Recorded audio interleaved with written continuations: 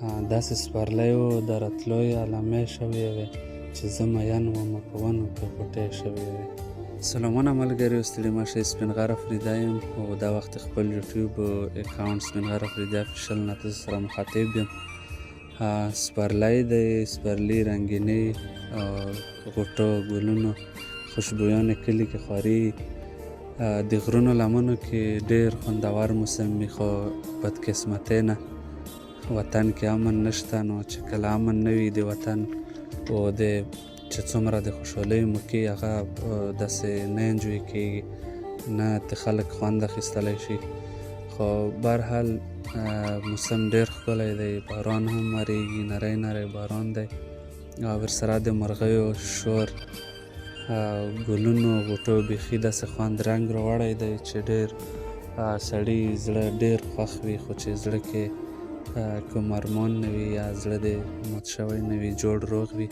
د هغو دپاره دغه موسم او دغه لمحې ډېر خوندورې وي. او بیا چې کوم هغه خلک دي چې چا یې زړونه مات کړي، هغه خلکو باندې دا لمحې بیا نورې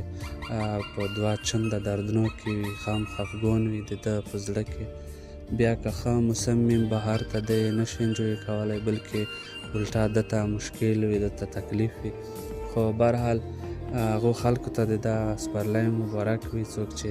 په زړه روغ وي، د چا چې په زړه ارمانونه نه وي، د چا چې ارمانونه پوره شوي وي، چا ته مشکله نه وي. خو هغو خلکو ته چې چا ته مشکله وي، د چا زړونه مات شوي وي یا ډېر په درد او په تکلیف کې په دا وخت کې، ځکه چې اخترو مخې دي، دا وخت کې اختر هم ده، د خوشحالیو موقع چې کوم ځای کې اکثر زه چې بیا هم درته وایم چې کله هم د خوشحالیو موقع وي او هغه خلک چې څوک ډېر خفه وي، مشکلو کې وي، زړونه مات شوي، ارمانونه نه وي پوره شوي، نو هغو خلک ډېر په تکلیف او ډېر په سخته کې وي.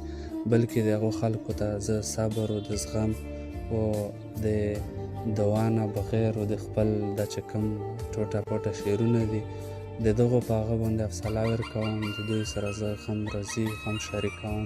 بلکې د خپل زړه د خپل حالات چې په ما څه تېر شوي دي همداسې له ښه پته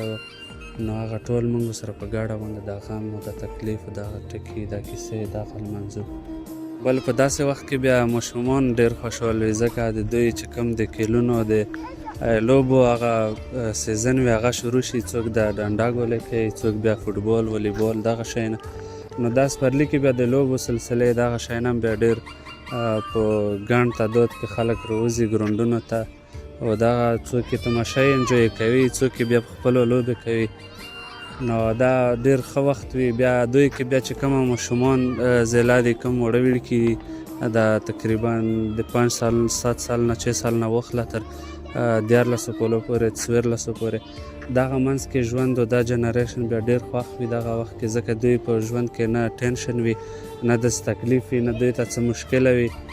نه دوی باندې د کور ټینشنونه وي، نه بیا داسې